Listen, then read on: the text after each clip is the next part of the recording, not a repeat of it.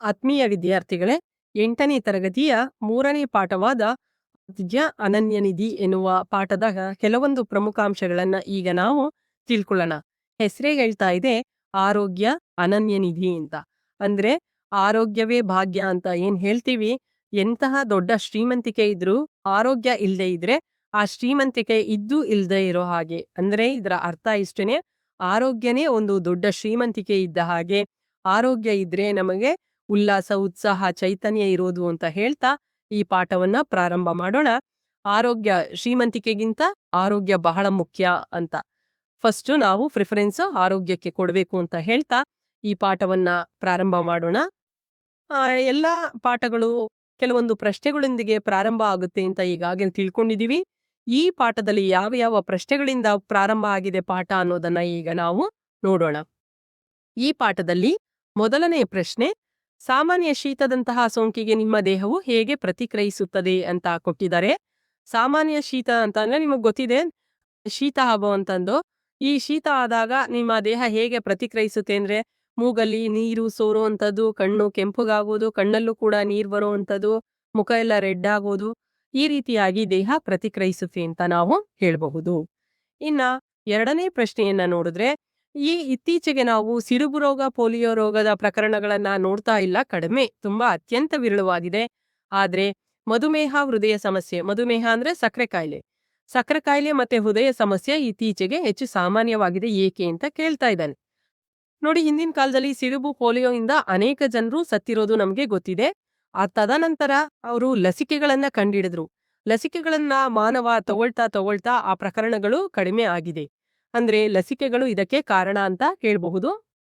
ಆದ್ರೆ ಮಧುಮೇಹ ಮತ್ತು ಹೃದಯ ಸಮಸ್ಯೆ ಯಾಕೆ ಜಾಸ್ತಿ ಆಗ್ತಾ ಇದೆ ಅಂದ್ರೆ, ಒಂದು ಇದಕ್ಕೆ ಲಸಿಕೆ ಕಂಡಿಡ್ದಿಲ್ಲ, ಮತ್ತೊಂದು ಹವಾಮಾನದ, ಅಂದ್ರೆ ನಾವೇ ನಮ್ಮ ಸುತ್ತಮುತ್ತಲಿನಂತ ಪರಿಸರದಿಂದ, ಅಂದ್ರೆ ನಾವು ಜಂಕ್ ಫುಡ್ಗೆ ಅಡಿಕ್ಟ್ ಆಗಿರುವಂತದ್ದು, ಜೀವನ ಶೈಲಿ ಅಂತ ಹೇಳ್ಬೋದು ಇದನ್ನ. ಜೀವನ ಶೈಲಿಯ ಬದಲಾವಣೆಯಿಂದ ಈ ಕಾಯಿಲೆಗಳು ಹೆಚ್ಚಾಗ್ತಾ ಇದೆ. ಮತ್ತೆ ಆಹಾರನೂ ಅಷ್ಟೇ ನೈಸರ್ಗಿಕವಾಗಿ ಸಿಗ್ತಾ ಇಲ್ಲ, ಎಲ್ಲ ರಾಸಾಯನಿಕದಿಂದ ಕೂಡಿರುತ್ತೆ. ಇವುಗಳೆಲ್ಲ ಮಧುಮೇಹ, ಹೃದಯ ಸಮಸ್ಯೆಗಳು ಹೆಚ್ಚಾಗೋದಕ್ಕೆ ಕಾರಣ ಅಂತ ಹೇಳಬಹುದು. ಇನ್ನು ಹಲವಾರು ಕಾರಣಗಳಿವೆ, ನೀವು ಪಟ್ಟಿ ಮಾಡ್ಕೊಳ್ಬಹುದು. ಇನ್ನು ನೆಕ್ಸ್ಟ್ ಪ್ರಶ್ನೆ ಅಂತ ಬಂದ್ರೆ, ಹವಾಮಾನ ಬದಲಾವಣೆಯು ಹೊಸ ರೀತಿಯ ರೋಗಗಳಿಗೆ ಕಾರಣವಾಗಬಹುದೇ ಅಂತ ಹೇಳ್ತಾ ಇದ್ದಾರೆ. ಹೌದು, ಹವಾಮಾನ ಬದಲಾವಣೆಯಿಂದ ಕಾಯಿಲೆ ಬರೋದೇನೋ ನಿಜ, ಆದ್ರೆ ಹೊಸ ರೀತಿಯ ಕಾಯಿಲೆಗಳು ಅಂತ ಹೇಳಕ್ಕಾಗಲ್ಲ. ಫಾರ್ ಎಕ್ಸಾಂಪಲ್, ಈಗ ಹವಾಮಾನ ಬದಲಾವಣೆ ಅಂದ್ರೆ, ಈಗ ತುಂಬಾ ಬಿಸ್ತಿತ್ತು, ಇದ್ದಕ್ಕಿದ್ದಂತೆ ನೆಕ್ಸ್ಟ್ ಡೇನೆ ಅಥವಾ ಒಂದೆರಡು ದಿನಗಳ ನಂತರ ಇದಕ್ಕಿದ್ದಂತೆ ಹೆಚ್ಚು ಮಳೆ ಬಂತು ಅಂದಾಗ, ಅಥವಾ ಹೆಚ್ಚು ಶೀತದ ವಾತಾವರಣ ಆಯ್ತು ಅಂತ ಹೇಳಿದಾಗ ದೇಹದ ಮೇಲೆ ಅಡ್ಡ ಪರಿಣಾಮಗಳು ಆಗುತ್ತೆ. ನೆಗಡಿ, ಜ್ವರ ಆಗೋದು, ಶೀತ ಆಗೋದು, ಈ ರೀತಿಯ ಬದಲಾವಣೆ ಆಗುತ್ತೆ. ಇನ್ನ ಹೆಚ್ಚು ತಾಪಮಾನ ಇದಕ್ಕಿದ್ದಂತೆ ಬಿಸಿಲಾದ್ರೆ ಹೀಟ್ ಆಗುತ್ತೆ ಬಾಡಿ, ಅದರಿಂದ ಬಾಯಿಯಲ್ಲಿ ದದ್ದುಗಳಾಗೋದು, ಇನ್ನಿತರ ಕಾಯಿಲೆಗಳು ಬರುತ್ತೆ ಹೊರತು ಹೊಸ ರೀತಿಯ ರೋಗಗಳಿಗೆ ಇದು ಕಾರಣ ಆಗೋದಿಲ್ಲ. ಮಾಮೂಲಿಯಾಗಿ ನಮ್ಮ ಸುತ್ತಮುತ್ತಲು ಏನಿಲ್ಲ ರೋಗಗಳು ನಮ್ಮನ್ನ ಕಾಡ್ತಾ ಇದೆ, ಆ ರೀತಿಯ ಹೊಸ ಕಾಯಿಲೆಗಳು ಹವಾಮಾನ ಬದಲಾವಣೆಯಿಂದ ಬರುತ್ತೆ. ಇನ್ನ ನೆಕ್ಸ್ಟ್ ಪ್ರಶ್ನೆ ಅಂತ ಹೋದಾಗ, ಒತ್ತಡ ಅಥವಾ ಚಿಂತೆಯಂತಹ ಮನೋಭಾವನೆಗಳು ನಮ್ಮ ಮೇಲೆ ಹೇಗೆ ಪರಿಣಾಮ ಬೀರುತ್ತೆ, ಅನಾರೋಗ್ಯಕ್ಕೆ ಕಾರಣ ಆಗುತ್ತಾ ಒತ್ತಡ, ಚಿಂತೆ ಅಂತ ಕೇಳ್ತಾ ಇದ್ದಾರೆ. ಹೌದು, ಒತ್ತಡ ಮತ್ತೆ ಚಿಂತೆ ನಮ್ಮ ಅನಾರೋಗ್ಯಕ್ಕೆ ಕಾರಣ ಆಗುತ್ತೆ. ಯಾಕೆ ಅಂದ್ರೆ ಅದು ನಮ್ಮ ರೋಗ ನಿರೋಧಕ ಶಕ್ತಿಯ ಮೇಲೆ ಪ್ರಭಾವ ಬೀರುತ್ತೆ. ಹೆಚ್ಚು ಒತ್ತಡದಿಂದ ಇದ್ರೆ, ಹೆಚ್ಚು ಚಿಂತೆಯನ್ನ ಯಾವಾಗ್ಲೂ ಮಾಡ್ತಾ ಇದ್ರೆ ಮನಸ್ಸಿಗೆ ಆಹ್ಲಾದ, ಸಂತೋಷ ಇರೋದಿಲ್ಲ. ಅದರಲ್ಲೇ ಮುಳುಗಿರೋದ್ರಿಂದ ಚಿಂತೆಯಿಂದನೂ ಒತ್ತಡ ಹೆಚ್ಚಾಗಿ ಅದರಿಂದ ಅನಾರೋಗ್ಯ ಬರುತ್ತೆ ಅಂತ ನಾವು ಹೇಳ್ಬಹುದು. ಇನ್ನ ನೆಕ್ಸ್ಟು 5ನೇ ಪ್ರಶ್ನೆ ಅಂತ ಬಂದ್ರೆ, ಏಕಾಏಕಿ ರೋಗ ತೀವ್ರವಾಗಿ ಹರಡುವ ಸಮಯದಲ್ಲಿ ಕೆಲವು ಗುಂಪುಗಳ ಜನರು ಇತರರಿಗಿಂತ ಹೆಚ್ಚು ಬಾಧಿತರಾಗುತ್ತಾರೆ ಹೇಗೆ ಅಂತ. ಅಂದ್ರೆ ಫಾರ್ ಎಕ್ಸಾಂಪಲ್, ಕೋವಿಡ್-19 ತಗೊಳ್ಳಿ.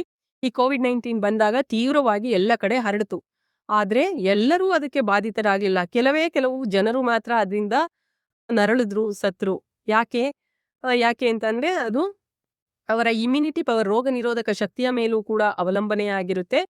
ತುಂಬಾ ಬೇಗ ಯಾರು ಕಾಯಿಲೆಗೆ ತುತ್ತಾಗ್ತಾರೆ ಅವರಲ್ಲಿ ರೋಗ ನಿರೋಧಕ ಶಕ್ತಿ ತುಂಬಾ ಕಡಿಮೆ ಇದೆ ಅಂತ ಹೇಳ್ಬೋದು. ಸೊ ಇದಕ್ಕೆ ರೋಗ ನಿರೋಧಕ ಶಕ್ತಿ ಪ್ರಮುಖ ಕಾರಣ ಅಂತ ಹೇಳ್ಬೋದು.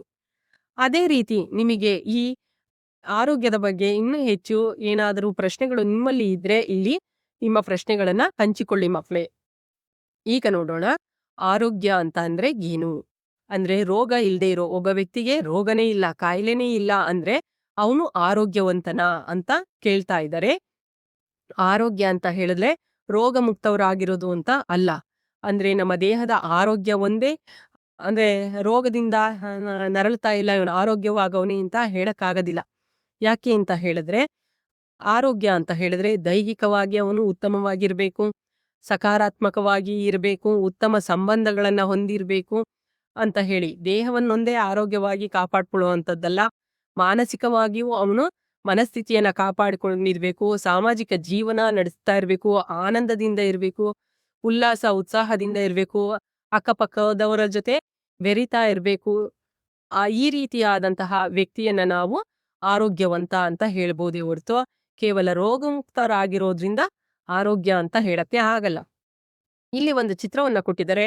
ಮಾನಸಿಕವಾಗಿ, ದೈಹಿಕವಾಗಿ ಹಾಗೂ ಸಾಮಾಜಿಕವಾಗಿ ವ್ಯಕ್ತಿಯು ಇದ್ರೆ ಅಂದ್ರೆ ಆರೋಗ್ಯವಾಗಿದ್ರೆ ಅವನ್ನ ಆರೋಗ್ಯವಂತ ಅಂತ ಹೇಳ್ಬೋದು. ಬರೀ ರೋಗಮುಕ್ತ ಒಂದೇ ನಾವು ಕನ್ಸಿಡರ್ ಮಾಡಕ್ಕಾಗಲ್ಲ ಅಂತ ಹೇಳ್ತಾ ವಿಶ್ವ ಆರೋಗ್ಯ ಸಂಸ್ಥೆಯವರು ಇದನ್ನ ರೋಗಮುಕ್ತ ಸ್ಥಿತಿ ಅಂತಂದ್ರೆ ಆರೋಗ್ಯ ಅಂತ ಹೇಳಿದ್ರೆ ರೋಗಮುಕ್ತ ಸ್ಥಿತಿ ಎಂದು ಅಲ್ಲ, ದೈಹಿಕವಾಗಿ, ಮಾನಸಿಕವಾಗಿ, ಸಾಮಾಜಿಕವಾಗಿ ಸಂತೋಷವಾಗಿರೋದು ಅಂತ ವಿಶ್ವ ಆರೋಗ್ಯ ಸಂಸ್ಥೆ ವ್ಯಾಖ್ಯಾನ ಕೊಟ್ಟಿದೆ. ಒಬ್ಬ ವ್ಯಕ್ತಿ ಏನಾದ್ರೂ ಆರೋಗ್ಯವಾಗಿ ಇದ್ದಾನೆ ಅಂತ ಹೇಳಿದ್ರೆ ಅವನು ತನ್ನ ದಿನನಿತ್ಯ ನಡೆಯುವಂತಹ ಘಟನೆಗಳಾಗಿರಬಹುದು, ಅವನಿಗೆ ಕೊಟ್ಟಂತಹ ಕೆಲಸಗಳಾಗಿರಬಹುದು, ಕಷ್ಟಕರ ಸಂದರ್ಭಗಳಾಗಿರಬಹುದು, ಅವುಗಳನ್ನೆಲ್ಲ ಅವನು ಉತ್ತಮವಾಗಿ ನಿಭಾಯಿಸ್ತಾನೆ, ಸಮಾಜದಲ್ಲಿ ಎಲ್ರ ಜೊತೆಗೆ ಚೆನ್ನಾಗಿ ಹೊಂದ್ಕೊಂಡು ಬಾಳ್ತಾನೆ ಅಂತ ಅರ್ಥ ಮಾಡ್ಕೊಳ್ಬಹುದು. ಈಗ ನೋಡೋಣ ನೆಕ್ಸ್ಟ್ ಆರೋಗ್ಯವನ್ನ ಕಾಪಾಡ್ಕೊಳ್ಬೇಕು ಅಂತಂದ್ರೆ ನಾವು ಹೇಗೆ ಇರ್ಬೇಕು ಅನ್ನೋದು ಇಲ್ಲಿ ಕೊಟ್ಟಿದ್ದಾರೆ. ಇಲ್ಲೂ ಅಷ್ಟೇ ಈ ಪುಟ ಪೂರ್ತಿ ಆರೋಗ್ಯವಾಗಿರ್ಬೇಕು ಅಂತ ಹೇಳಿದ್ರೆ ಹೇಗೆ ನಾವು ನಮ್ಮ ದೇಹವನ್ನ ಇಟ್ಕೊಳ್ಬೇಕಾ ಅಥವಾ ನಮ್ಮ ಸುತ್ತಮುತ್ತಲು ಹೇಗಿರ್ಬೇಕು ಪರಿಸರ ಅನ್ನೋದನ್ನ ಕೊಟ್ಟಿದ್ದಾರೆ ನೋಡಿ. ಇಲ್ಲಿ ನಾವು ಆರೋಗ್ಯವಾಗಿ ಇರಬೇಕು ಅಂತ ಹೇಳಿದ್ರೆ ಉತ್ತಮವಾದ ಪೌಷ್ಟಿಕ ಆಹಾರವನ್ನ ಸೇವಿಸಬೇಕಾಗುತ್ತೆ, ನಮ್ಮ ಸುತ್ತಮುತ್ತಲು ಸ್ವಚ್ಛತೆಯನ್ನ ಕಾಪಾಡಬೇಕಾಗುತ್ತೆ, ವ್ಯಾಯಾಮವನ್ನ ಆಗಾಗ ಮಾಡ್ತಾ ಇರ್ಬೇಕು, ವಿಶ್ರಾಂತಿ ತಗೊಳ್ತಾ ಇರ್ಬೇಕು, ನಿದ್ರೆ ಮಾಡ್ಬೇಕು, ಶಾಂತ ಮನಸ್ಥಿತಿಯನ್ನ ಹೊಂದಿರ್ಬೇಕು. ಒಟ್ಟಾರೆಯಾಗಿ ಯೋಗಕ್ಷೇಮವನ್ನ ಅದು ಬೆಂಬಲಿಸುತ್ತೆ. ಧ್ಯಾನ ಮಾಡ್ಬೇಕು, ಯೋಗ ಮಾಡ್ಬೇಕು ಅಂತ ಈ ಅಭ್ಯಾಸ ಎಲ್ಲ ನಾವು ರೂಢಿಸ್ಕೊಳ್ಬೇಕು. ಏನಕ್ಕೆ? ನಾವು ಆರೋಗ್ಯದಿಂದ ಇರೋದಕ್ಕೆ. ನಾವು ಹೇಗೆ ಆರೋಗ್ಯವಾಗಿರಬಹುದು ಅಂತ ಮತ್ತೆ ಅದನ್ನೇ ಕೇಳಿದರೆ ಎಲ್ಲ ಹೇಳ್ದೆ ನಾನು. ಉತ್ತಮವಾದ ನಿದ್ರೆ ಮಾಡ್ಬೇಕು, ನಮ್ಮ ಸುತ್ತಮುತ್ತಲಿನ ಪರಿಸರವನ್ನ ನೀಟಾಗಿ ಇಟ್ಕೊಳ್ಬೇಕು, ಸ್ವಚ್ಛವಾಗಿ ಇಟ್ಕೊಳ್ಬೇಕು. ನೆಕ್ಸ್ಟ್ ಸ್ವಚ್ಛ ಪರಿಸರದಲ್ಲಿ ನಾವು ವಾಸ ಮಾಡಬೇಕು, ಪೌಷ್ಟಿಕ ಆಹಾರ ಸೇವಿಸಬೇಕು, ಸಕಾರಾತ್ಮಕ ಮನೋಭಾವನೆಯನ್ನು ಹೊಂದಿರಬೇಕು, ಯಾವಾಗ್ಲೂ ನೆಗೆಟಿವ್ ಥಿಂಕಿಂಗ್ ಇರಬಾರ್ದು, ಸ್ನೇಹಿತರೊಂದಿಗೆ ಉತ್ತಮ ಬಾಂಧವ್ಯವನ್ನ ಇಟ್ಕೊಂಡಿರ್ಬೇಕು, ಅವ್ರ ಜೊತೆ ಕಾಲ ಕಳಿಬೇಕು. ಇವೆಲ್ಲವೂ ಉತ್ತಮ ಆರೋಗ್ಯ ಕಾಪಾಡ್ಕೊಳ್ಳೋದಕ್ಕೆ ಸಹಾಯ ಮಾಡುತ್ತೆ ಅಂತ ಹೇಳ್ಬೋದು. ಅದೇ ರೀತಿ ಇಲ್ಲಿ ಪಟ್ಟಿ ಮಾಡೋಣ ಅಂತ ಹೇಳಿ ಮಕ್ಕಳ ಸಹಾಯದಿಂದ ಇಲ್ಲಿ ಕೆಲವೊಂದು ಅಂಶಗಳನ್ನ ಆರೋಗ್ಯವಾಗಿ ನಾವು ಇರಬೇಕು ಅಂದ್ರೆ ಯಾವ್ಯಾವ ಅಂಶಗಳನ್ನ ನಾವು ಪಾಲಿಸ್ಬೇಕು ಅನ್ನೋದನ್ನ ಮಕ್ಕಳಲ್ಲೇ ಒಂದೊಂದು ಬರೆಸಬಹುದು. ನೀವು ಕೂಡ ಒಂದು ಪಟ್ಟಿ ಮಾಡಿ ಅಂತ ಹೇಳಿ ಇವನ್ನೆಲ್ಲ ಪಟ್ಟಿ ಮಾಡಿಸಬಹುದು. ಮಕ್ಕಳೇ ನೀವು ಪಟ್ಟಿ ಮಾಡಬಹುದು. ನೋಡಿ ಇಲ್ಲಿ ನಿಮ್ಮನ್ನು ಸ್ವಚ್ಛವಾಗಿರಿಸಿಕೊಳ್ಳಿ ಮತ್ತು ವೈಯಕ್ತಿಕ ನೈರ್ಮಲ್ಯವನ್ನು ಕಾಪಾಡಿಕೊಳ್ಳಿ ಅಂತ ಹೇಳ್ಬಿಟ್ಟು. ಪರ್ಸನಲ್ ಹೈಜೀನ್ ಅಷ್ಟೇ ಅಲ್ಲ, ನೀವು ಸ್ವಚ್ಛವಾಗಿ ನೀವು ಇರೋದಲ್ಲದೆ ನಿಮ್ಮ ಸುತ್ತಮುತ್ತಲಿನ ವಾತಾವರಣವನ್ನು ಕೂಡ ನೀಟಾಗಿ ನೋಡ್ಕೊಳ್ಳಿ ಅಂತ ಹೇಳ್ತಾ ಇದ್ದಾರೆ. ಅದಷ್ಟೇ ಅಲ್ಲದೆ ಸಂತುಲಿತ ಆಹಾರವನ್ನ ಸೇರಿಸಿ ಅಂತ ಹೇಳಿ. ಸಂತುಲಿತ ಆಹಾರ ಅಂತ ಹೇಳಿದಾಗ ಪೋಷಕಾಂಶ ಭರಿತ ಜಂಕ್ ಫುಡ್ ಇಲ್ಲದೆ ಇರುವಂಥದ್ದು. ನೆಕ್ಸ್ಟ್ ಬಂದ್ರೆ ಯಾವಾಗ್ಲೂ ವ್ಯಾಯಾಮ ಮಾಡಿ, ಒಂದ್ಸಲ ವ್ಯಾಯಾಮ ಮಾಡಿ ಬಿಡೋದಲ್ಲ, ನಿಯತವಾಗಿ ವ್ಯಾಯಾಮ ಮಾಡಬೇಕು. ನೆಕ್ಸ್ಟ್ ವಿಶ್ರಾಂತಿಯನ್ನ ಪ್ರತಿದಿನ ಪಡಿಬೇಕು. ವಿಶ್ರಾಂತಿ ಪಡೆಯೋದು ಮತ್ತು ಧ್ಯಾನ ಮಾಡೋದು ಅವುಗಳನ್ನೆಲ್ಲ ರೂಢಿಸ್ಕೊಳ್ಬೇಕು, ಅದಕ್ಕೆ ಸಮಯ ನಿಗದಿ ಮಾಡ್ಕೊಂಡಿರ್ಬೇಕು. ನೆಕ್ಸ್ಟ್ ಬಂದ್ರೆ ಮೊಬೈಲ್ ಫೋನು ಅಥವಾ ಡಿಜಿಟಲ್ ಪರದೆ, ಹೆಚ್ಚು ಟಿವಿ ನೋಡೋದು, ಮೊಬೈಲ್ ಫೋನ್ ಯಾವಾಗ್ಲೂ ನೋಡ್ತಾ ಇರೋದು ಅವುಗಳನ್ನ ಕಡಿಮೆ ಮಾಡ್ಬೇಕು ಅಂತ ಹೇಳ್ತಾ ಇದ್ದಾರೆ. ಫಾಸ್ಟ್ ಫುಡ್ ಆಗ್ಲಿ ಜಂಕ್ ಫುಡ್ ಆಗ್ಲಿ ಸೇವಿಸೋದನ್ನ ಕಡಿಮೆ ಮಾಡಬೇಕು. ತಡವಾಗಿ ನಿದ್ರೆ ಮಾಡಬಾರ್ದು, ಸಾಕಷ್ಟು ನಿದ್ರೆ ಮಾಡಬೇಕು, ಬೇಗ ಮಲ್ಕೊಂಡು ಬೇಗ ಎದ್ದೇಳ್ಬೇಕು. ಊಟವನ್ನ ಅದರಲ್ಲೂ ವಿಶೇಷವಾಗಿ ಬೆಳಗಿನ ಉಪಹಾರವನ್ನ ತಪ್ಪಿಸಬಾರ್ದು, ಕಂಪಲ್ಸರಿ ಮಾಡಬೇಕು. ಯಾಕೆಂದ್ರೆ ಅಲ್ಲಿಯ 10 ರಿಂದ 12 ಅವರ್ ಗ್ಯಾಪ್ ಆಗ್ಬಿಟ್ಟಿರುತ್ತೆ, ರಾತ್ರಿ ಊಟ ಬೆಳಗಿನ ತಿಂಡಿಗೆ ಮಧ್ಯೆ. ಅದಕ್ಕೋಸ್ಕರ ಬೆಳಗಿನ ಉಪಹಾರವನ್ನ ನಾವು ಸೇವಿಸಬೇಕು, ತಪ್ಪಿಸಬಾರ್ದು ಅಂತ ಹೇಳ್ತಾ ಇದ್ದಾರೆ. ಈ ರೀತಿಯ ಎಲ್ಲ ಅಂಶಗಳನ್ನ ಪಟ್ಟಿ ಮಾಡ್ತಾ ಇದ್ದಾರೆ ಶಿಕ್ಷಕರು ಮತ್ತು ಸ್ಟೂಡೆಂಟ್ಸ್ಗಳು. ಯಾವುದಕ್ಕೆ ಹೇಗೆ ಆರೋಗ್ಯವನ್ನ ನಾವು ಕಾಪಾಡ್ಕೊಳ್ಬಹುದು ಅನ್ನೋ ಇದಕ್ಕೆ. ನೆಕ್ಸ್ಟ್ ನೋಡೋಣ ಇಲ್ಲಿ ಆರೋಗ್ಯಕರ ಜೀವನ ಶೈಲಿಯನ್ನ ನೀವು ಕಾಪಾಡ್ಕೊಳ್ಳಿ ಅಂತ ಮತ್ತೆ ಮೇಲೆ ಏನ್ ಹೇಳಿತ್ತು ಅದನ್ನೇ ಅದರ ಜೊತೆಗೆ ಮತ್ತಷ್ಟು ಅಂಶಗಳನ್ನ ಇಲ್ಲಿ ಸೇರಿಸಿದ್ದಾರೆ. ನೋಡೋಣ. ನೋಡಿ, ಇಲ್ಲಿ ಸಂತುಲಿತ ಆಹಾರವನ್ನ ಸೇರಿಸ್ತಾ ಇರುವಂತದ್ದು ಪೋಷಕಾಂಶಭರಿತ ಆಹಾರ ಅಂತ ಹೇಳ್ಬೋದು. ಇಲ್ಲಿ ದೈಹಿಕವಾಗಿ ಸಕ್ರಿಯವಾಗಿರಿ ಅಂತ ಹೇಳಿದ್ರೆ ವ್ಯಾಯಾಮ ಮಾಡ್ತಾ ಇರೋದು, ಆಟೋಟಗಳಲ್ಲಿ ನಾವು ಪಾಲ್ಗೊಳ್ಬೇಕು. ನೆಕ್ಸ್ಟ್ ಧೂಮಪಾನ ಮದ್ಯಪಾನವನ್ನ ನಾವು ನಿಷೇಧಿಸಬೇಕು, ಅಂದ್ರೆ ಸೇವಿಸಬಾರ್ದು. ಒತ್ತಡ ನಿರ್ವಹಣೆಗೆ ಧ್ಯಾನವನ್ನ ಮಾಡಬೇಕು, ಯೋಗವನ್ನ ಮಾಡಬೇಕು, ಹೆಚ್ಚು ನಿದ್ರೆಯನ್ನ ಮಾಡಬೇಕು, ಬೇಗ ಮಲ್ಕೊಂಡು ಬೇಗ ಏಳ್ಬೇಕು. ಇವುಗಳೆಲ್ಲ ಮಾಡೋದ್ರಿಂದ ನಾವು ನಮ್ಮ ಆರೋಗ್ಯವನ್ನ ಕಾಪಾಡ್ಕೊಳ್ಬಹುದು ಅಂತ ಹೇಳ್ತಾ ಇದ್ದಾರೆ. ಈಗ ಇದೊಂದೇ ಅಲ್ಲ, ಓಟ ಒಂದೇ ಅಲ್ಲ, ನಾವು ಸೈಕಲ್ ಸವಾರಿ ಮಾಡಬೇಕು. ಈ ರೀತಿಯಾಗಿ ದೈಹಿಕವಾಗಿ ನಾವು ಸಕ್ರಿಯರಾಗಿರ್ಬೇಕು ಅಂತ ಹೇಳ್ತಾ ಇದ್ದಾರೆ. ಇನ್ನು ನೆಕ್ಸ್ಟ್ ಬಂದ್ರೆ ನಿಮಗೆ ಇಲ್ಲಿ 2 ಚಿತ್ರಗಳನ್ನ ಕೊಟ್ಟಿದ್ದಾರೆ. ಈ 2 ಚಿತ್ರಗಳಲ್ಲಿ 3.3a 3.3b ಏನು ವ್ಯತ್ಯಾಸ ಇದೆ ಅಂತ ನೀವು ನೋಡಬಹುದು. ಮೊದಲನೇ ಚಿತ್ರದಲ್ಲಿ ನಿಮಗೆ ಹೆಚ್ಚು ಕ್ಲೆನ್ಲಿನೆಸ್ ಕಾಣ್ತಾ ಇದೆ, ಅಂದ್ರೆ ಹೆಚ್ಚು ನೀಟಾಗಿ ಇದೆ ಮೊದಲನೇ ಚಿತ್ರ. ಎರಡನೇ ಚಿತ್ರದಲ್ಲಿ ನೀವು ಗಮನಿಸ್ತಾ ಇದ್ರೆ ಇಲ್ಲಿ ಕೀಟಗಳಿದೆ, ಅಲ್ಲಲ್ಲಿ ನೋಡಿ ಅನೇಕ ನೊಣ ಕ್ರಿಮಿ ಕೀಟ ಎಲ್ಲ ಇದೆ, ಇಲ್ಲಿ ಹೊಗೆ ಬರ್ತಾ ಇದೆ, ಇಲ್ಲಿ ಕಸ ಇದೆ. ಅಂದ್ರೆ ಸುತ್ತಮುತ್ತಲಿನ ವಾತಾವರಣ ಹೆಚ್ಚು ನೈರ್ಮಲ್ಯದಿಂದ ಕೂಡಿದೆ ಅಂತ ಹೇಳಬಹುದು. ಈ ರೀತಿಯ ನೈರ್ಮಲ್ಯದ ವಾತಾವರಣದಲ್ಲಿ ಹೆಚ್ಚು ರೋಗಗಳು ನಮಗೆ ಬರುತ್ತೆ. ಅದೇ ಈ ತರ ನೀಟಾಗಿ ಇಟ್ಕೊಂಡ್ರೆ, ಸ್ವಚ್ಛಂದವಾಗಿದ್ರೆ ನಮ್ಮ ಮನಸ್ಸು ಕೂಡ ಆಹ್ಲಾದಕರವಾಗಿರುತ್ತೆ, ಮತ್ತೆ ನಾವು ಆರೋಗ್ಯವನ್ನ ಕಾಪಾಡ್ಕೊಳ್ಬಹುದು ಅಂತ. ನಾವಷ್ಟೇ ಶುಚಿಯಾಗಿದ್ರೆ ಸಾಲದು, ನಮ್ಮ ಸುತ್ತಮುತ್ತಲಿನ ವಾತಾವರಣವೂ ಶುಚಿಯಾಗಿರ್ಬೇಕು. ಅಕಸ್ಮಾತ್ ಏನಾರ ಶುಚಿಯಾಗಿಲ್ದೇ ಇದ್ರೆ ಕೆಮ್ಮು, ಅಸ್ತಮಾದಂತಹ ಕಾಯಿಲೆಗಳು ಬರುತ್ತೆ. ಕಾರ್ಖಾನೆಗಳಿಂದ ಬರುವ ಹೊಗೆಯಿಂದ ಪರಿಸರ ಮಾಲಿನ್ಯ ಉಂಟಾಗಿ ಅಲ್ಲೂ ಕೂಡ ಅಸ್ತಮಾ ಉಂಟಾಗಬಹುದು ಅಂತ ಹೇಳ್ತಾ ಇದ್ದಾರೆ. ನಾವು ಅಸ್ವಸ್ಥರಾಗಿದ್ದೇವೆ ಎಂದು ನಮಗೆ ಹೇಗೆ ತಿಳಿಯುತ್ತದೆ?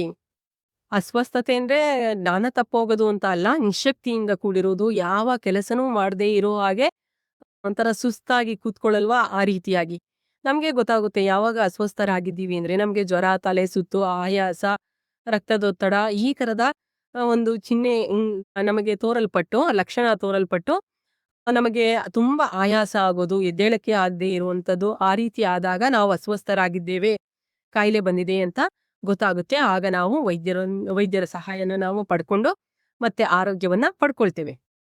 ಅದ್ರ ಬಗ್ಗೆ ಕೊಟ್ಟಿದ್ದಾರೆ. ಇನ್ನು ನೆಕ್ಸ್ಟ್ ರೋಗಗಳು, ಅವುಗಳಿಗೆ ಕಾರಣ, ಯಾವ್ಯಾವ ರೋಗಗಳ ವಿಧಗಳಿವೆ, ಯಾವುದ್ರ ಮೂಲಕ ಬರುತ್ತೆ ಅಂತ ನೋಡೋಣ. ಇಲ್ಲಿ ನಮ್ಗೆ ಈಗಾಗ್ಲೇ ಗೊತ್ತಿದೆ, ಕಾಯಿಲೆಗಳು ಬರೋ ಅಂಥದ್ದು ನಮ್ಮ ಸುತ್ತಮುತ್ತಲಿನ ಸೂಕ್ಷ್ಮ ಜೀವಿಗಳಿಂದ ಅಂತ ನಮ್ಗೆ ಗೊತ್ತಿದೆ. ಯಾವ್ಯಾವ್ದಾಗಾದ್ರೆ ಆ ಸೂಕ್ಷ್ಮ ಜೀವಿ ಅಂತ ಹೇಳಿದ್ರೆ ಬ್ಯಾಕ್ಟೀರಿಯಾಗಳು, ವೈರಸ್ಸು, ಶಿಲೀಂಧ್ರ, ಹುಳುಗಳು, ಪ್ರೋಟೋಜೋವಾಗಳು, ಇವುಗಳನ್ನೆಲ್ಲ ಏನಂತಾರೆ? ಸೂಕ್ಷ್ಮ ಜೀವಿಗಳು ಅಂತಾರೆ. ನಮ್ಗೆ ಇವುಗಳು ರೋಗ ಉಂಟು ಮಾಡೋದ್ರಿಂದ ಇವುಗಳನ್ನ ರೋಗಕಾರಕಗಳು ಅಂತ ಹೇಳ್ತಾರೆ. ಅಂದ್ರೆ ನಮಗೆ ರೋಗಗಳನ್ನು ಉಂಟು ಮಾಡುವ ಸೂಕ್ಷ್ಮ ಜೀವಿಗಳನ್ನ ರೋಗಕಾರಕ ಅಂತಾರೆ. ಉದಾಹರಣೆಗೆ ಬ್ಯಾಕ್ಟೀರಿಯಾ, ವೈರಸ್ಸು, ಶಿಲೀಂಧ್ರ, ಪ್ರೋಟೋಜೋವಾ ಎಲ್ಲ. ನೆಕ್ಸ್ಟ್ ನೋಡೋಣ, ನಮಗೆ ರೋಗ ಯಾವ ರೀತಿ ಹರಡುತ್ತೆ. ರೋಗ 2 ಪ್ರಮುಖ ರೀತಿಯಲ್ಲಿ ಹರಡುತ್ತೆ. 2 ರೀತಿಯ ರೋಗಗಳನ್ನ ನಾವು ವರ್ಗೀಕರಣ ಮಾಡಬಹುದು. ಒಂದನೇದು ಸಾಂಕ್ರಾಮಿಕವಲ್ಲದ ರೋಗಗಳು, ಮತ್ತೊಂದು ಸಾಂಕ್ರಾಮಿಕ ರೋಗಗಳು ಅಂತ. ಈ ಸಾಂಕ್ರಾಮಿಕವಲ್ಲದ ರೋಗಗಳು ಅಂತ ಹೇಳಿದ್ರೆ ಒಬ್ಬರಿಂದ ಒಬ್ಬರಿಗೆ ಅದು ಹರಡೋದಿಲ್ಲ, ಆದ್ರೆ ಅದು ದೀರ್ಘಕಾಲದವರೆಗೆ ಇರುತ್ತೆ. ಸಾಯುವವರೆಗೂ ಮೆಡಿಸಿನ್ ಎಲ್ಲ ತಗೊಳ್ತಾ ಇರ್ಬೇಕಾಗುತ್ತೆ. ಉದಾಹರಣೆ ಇಲ್ಲಿ ಕೊಟ್ಟಿದ್ದಾರೆ, ಕ್ಯಾನ್ಸರು, ಮಧುಮೇಹ ಅಂದ್ರೆ ಸಕ್ಕರೆ ಕಾಯಿಲೆ, ಅಸ್ತಮಾ, ಈ ಕಾಯಿಲೆಗಳು ಬಹಳ ಬೇಗ ವಾಸಿ ಆಗೋದಿಲ್ಲ, ತುಂಬಾ ದೀರ್ಘಕಾಲದವರೆಗೆ ಇರುತ್ತೆ, ಆದ್ರೆ ಒಬ್ರಿಂದ ಒಬ್ಬರಿಗೆ ಹರಡೋದಿಲ್ಲ. ಇದಕ್ಕೆ ಏನ್ ಕಾರಣ? ಅನೇಕ ಕಾರಣ ಇದೆ. ಮೊದಲನೇದಾಗಿ ಪ್ರಮುಖ ಕಾರಣ ಜೀವನ ಶೈಲಿಯನ್ನ ಬದಲಾಯಿಸ್ಕೊಂಡಿರೋದು, ಆಹಾರ ಪದ್ಧತಿಯನ್ನ ಬದಲಾಯಿಸ್ಕೊಂಡಿರೋದೇ ಇದಕ್ಕೆ ಪ್ರಮುಖ ಕಾರಣ ಅಂತ ಹೇಳಬಹುದು. ನಮ್ಮ ಸುತ್ತಮುತ್ತಲಿನ ವಾತಾವರಣ ಬದಲಾಗಿರೋದು ಕೂಡ ಪ್ರಮುಖ ಕಾರಣ ಅಂತ ಇದಕ್ಕೆ ಹೇಳಬಹುದು. ಇನ್ನು ಸಾಂಕ್ರಾಮಿಕ ರೋಗಗಳು ಅಂತ ಹೇಳಿದಾಗ ಒಬ್ಬರಿಂದ ಒಬ್ಬರಿಗೆ ಹರಡುವ ರೋಗಗಳನ್ನ ಸಾಂಕ್ರಾಮಿಕ ರೋಗ ಅಂತ ಹೇಳ್ತಾರೆ. ಉದಾಹರಣೆಗೆ ಸಾಂಕ್ರಾಮಿಕ ರೋಗಕ್ಕೆ ವಿಷಮಶೀತ ಜ್ವರ ಆಗಿರ್ಬೋದು, ಡೆಂಗ್ಯೂ, ಚಿಕನ್ ಗುನ್ಯಾ ಆಗಿರಬಹುದು, ಅಥವಾ ಕೋವಿಡ್ ಆಗಿರ್ಬೋದು. ಇವುಗಳೆಲ್ಲ ಸಾಂಕ್ರಾಮಿಕ ರೋಗಗಳು, ಅಂದ್ರೆ ಒಬ್ಬರಿಂದ ಒಬ್ಬರಿಗೆ ಹರಡುತ್ತೆ. ಈ ಹರಡೋದನ್ನ ಹೇಗೆ ನಾವು ತಡೆಗಟ್ಟಬಹುದು ಅಂತ ಅಂದ್ಬಿಟ್ಟು ಇಲ್ಲಿ ಒಂದು ಚಿಕ್ಕ ಚಿತ್ರವನ್ನ ಕೊಟ್ಟಿದ್ದಾರೆ, ನೀವು ನೋಡಬಹುದು. ಇಲ್ಲಿ ಒಬ್ಬ ಸೋಂಕಿತ ವ್ಯಕ್ತಿ ಇದ್ದಾನೆ.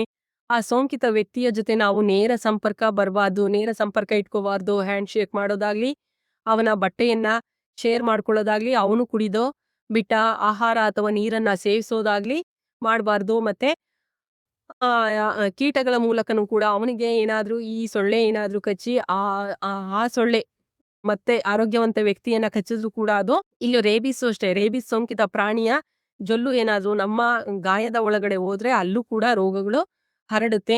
ಈ ರೀತಿಯಾಗಿ ನಾವು ಮಾಡಬಾರ್ದು ಅಂತ ಹೇಳ್ತಾ ಇದ್ದಾರೆ. ಸೋಂಕಿತ ವ್ಯಕ್ತಿಯ ಜೊತೆ ಈ ರೀತಿ ಸಂಪರ್ಕ ಉಂಟು ಮಾಡ್ಕೊಂಡ್ರೆ ಸಾಂಕ್ರಾಮಿಕ ರೋಗ ಬರುತ್ತೆ ಅಂತ ಹೇಳ್ತಾ ಇದ್ದಾರೆ. ಹಾಗಾದ್ರೆ ಸಾಂಕ್ರಾಮಿಕ ರೋಗ ಈ ರೀತಿಯಾಗಿ ಹರಡುತ್ತೆ ಅನ್ನೋದು ಸಾಂಕ್ರಾಮಿಕ ರೋಗ ಹರಡುವ ವಿಧಾನಗಳು. ಅದಕ್ಕೆ ಈ ರೀತಿಯಾಗಿ ನೇರ ಸಂಪರ್ಕ ಇರಬಾರ್ದು ಅಂತ ಎಲ್ಲ ಹೇಳಿದ್ದಾರೆ. ಅದಷ್ಟೇ ಅಲ್ಲ, ಅವರು ಸೀನುವ ಸಂದರ್ಭದಲ್ಲಿ ಎಲ್ಲ ಅವರು ಮಾಸ್ಕ್ ಧರಿಸಿರ್ಬೇಕು. ಅವ್ರಿಗೆ ಕೈ ಕುಲ್ಕೋದು, ಶೇಕ್ ಹ್ಯಾಂಡ್ ಮಾಡೋದು ಎಲ್ಲ ನಾವು ಮಾಡಬಾರ್ದು.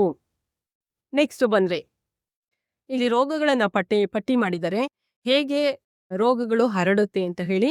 ಇಲ್ಲಿ ಮೊದಲನೇದಾಗಿ ಮಾನವನ ಮೇಲೆ ಪರಿಣಾಮ ಬೀರುವ ಕೆಲವು ಸಾಮಾನ್ಯ ಸಾಂಕ್ರಾಮಿಕ ರೋಗಗಳನ್ನ ಕೊಟ್ಟಿದ್ದಾರೆ. ಇಲ್ಲಿ ಯಾವ್ಯಾವ್ದು ಹಾಗಾದ್ರೆ ಸಾಂಕ್ರಾಮಿಕ ರೋಗಗಳು ಒಬ್ಬರಿಂದ ಒಬ್ಬರಿಗೆ ಹರಡತ್ತಲ್ಲ, ಅದು ಹೇಗೆ, ಅದನ್ನ ತಡೆಗಟ್ಟೋದು ಹೇಗೆ ಅನ್ನೋದು ನೋಡೋಣ. ಮೊದಲು ಸಾಮಾನ್ಯ ಶೀತ ಮತ್ತು ಇನ್ಫ್ಲೂಯೆನ್ಸಾ. ನೋಡಿ, ಶೀತ ಅಕ್ಷಿ ಅಂತ ಎಲ್ಲ ಹೇಳ್ತೀವಿ. ಶೀತ ಬರುತ್ತೆ, ಜ್ವರ ಬರುತ್ತೆ.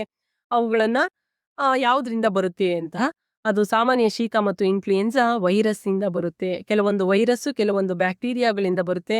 ಇದು ಸಾಮಾನ್ಯ ಶೀತ ಇನ್ಫ್ಲೂಯೆನ್ಸಾ ವೈರಸ್ ಇಂದ ಬರುತ್ತೆ.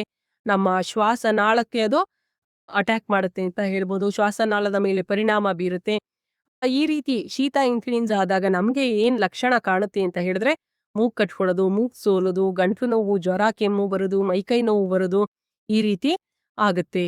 ಹಾಗಾದ್ರೆ ಏನ್ ಅದಕ್ಕೆ ಮುನ್ನೆಚ್ಚರಿಕೆ ಕ್ರಮಗಳು ಅಂತ ಹೇಳಿದ್ರೆ, ಆಗಾಗ್ಗೆ ನಾವು ಕೈ ತೊಳ್ಕೊಳ್ಬೇಕು. ಮೂಗೆಲ್ಲ ಮುಟ್ಕೊಳ್ತಾ ಇರ್ತೀವಲ್ಲ, ಆಗಾಗ್ಗೆ ಕೈ ತೊಳ್ಕೊಳ್ಬೇಕು. ನಮ್ಮ ಕರ್ಚೀಫ್ ಆಗ್ಲಿ, ವೈಯಕ್ತಿಕ ವಸ್ತುಗಳು ನಾವು ಬಳಸೋದು ಬೇರೆಯವರಿಗೆ ಬಳಸೋದಕ್ಕೆ ಕೊಡಬಾರ್ದು. ಮತ್ತೆ ಬಾಯಿ ಮತ್ತು ಮೂಗನ್ನ ಮುಚ್ಕೊಂಡಿರ್ಬೇಕು ಅಂತಂದ್ರೆ ಕೈಯನ್ನು ಮುಚ್ಕೊಳ್ಳೋದಲ್ಲ, ಮಾಸ್ಕ್ ಹಾಕೊಂಡಿರ್ಬೋದು. ಸೊ ಈ ರೀತಿಯಾಗಿ ನಾವು ಅದನ್ನ ತಡೆಗಟ್ಟಬಹುದು. ಅಂದ್ರೆ ಒಬ್ಬರಿಂದ ಒಬ್ಬರಿಗೆ ಹರಡೋದನ್ನ ತಡೆಗಟ್ಟಬಹುದು. ಎರಡನೇ ಬಂದ್ರೆ ಚಿಕನ್ ಪಾಕ್ಸು. ನಾವೇನ್ ಅಮ್ಮ ಅಂತ ಹೇಳ್ತೀವಿ, ಅದು ಕೂಡ ವೈರಸ್ ಇಂದನೇ ಬರೋದು. ನಮ್ಮ ಚರ್ಮ ಮತ್ತು ಶ್ವಾಸನಾಳದ ಮೇಲೆ ಪರಿಣಾಮ ಬೀರುತ್ತೆ. ಚರ್ಮದ ಮೇಲೆ ತುರಿಕೆ ಆಗೋದು, ದದ್ದುಗಳು, ಗುಳ್ಳೆಗಳು ಆಗೋದು ಎಲ್ಲ ಕಾಣಿಸುತ್ತೆ. ಮತ್ತೆ ಸ್ವಲ್ಪ ಜ್ವರನೂ ಕೂಡ ಬರುತ್ತೆ. ಈ ರೀತಿ ಏನಾದ್ರು ಚಿಕನ್ ಪಾಕ್ಸ್ ಬಂದಾಗ ಏನ್ ಮಾಡ್ಬೇಕು, ರೋಗಿಯನ್ನ ಸಂಪೂರ್ಣವಾಗಿ ಬೇರೆಯವರಿಂದ ಪ್ರತ್ಯೇಕಿಸ್ಬೇಕು. ಒಂದ್ ಕೋಣೆನಲ್ಲಿ ಇಟ್ಟಿರ್ಬೇಕು. ಅವನು ಮತ್ತೆ ಮಾಸ್ಕ್ ಹಾಕೊಂಡಿರ್ಬೇಕು, ಲಸಿಕೆ ಹಾಕಿಸ್ಬೇಕು.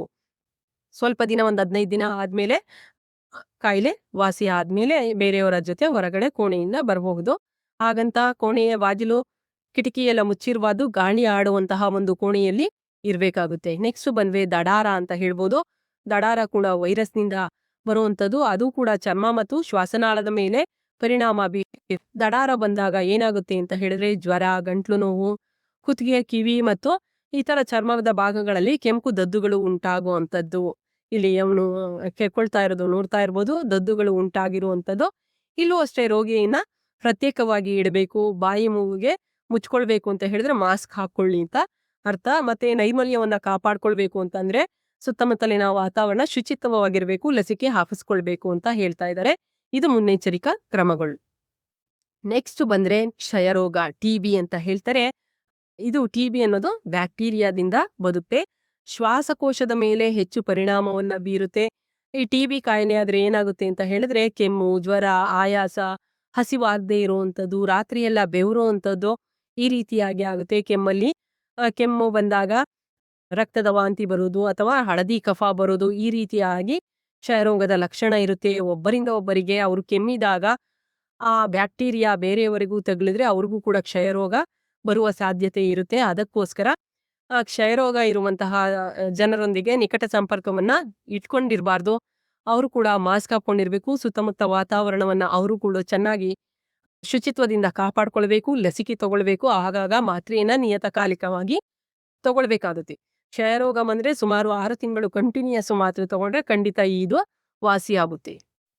ಮೊದಲು ಇದು ಕ್ಷಯರೋಗ ಅನ್ನೋದು ವಾಸಿ ಆಗ್ತಾ ಇರಲಿಲ್ಲ, ಆದ್ರೆ ಈಗ ವಾಸಿ ಆಗುತ್ತೆ. ಆದ್ರೆ 6 ತಿಂಗಳು ವೈದ್ಯರು ಕೊಡುವಂತಹ ಮಾತ್ರೆಗಳನ್ನ ಕಂಟಿನ್ಯೂಸ್ ಆಗಿ ತೆಗೆದುಕೊಳ್ಬೇಕಾಗುತ್ತೆ.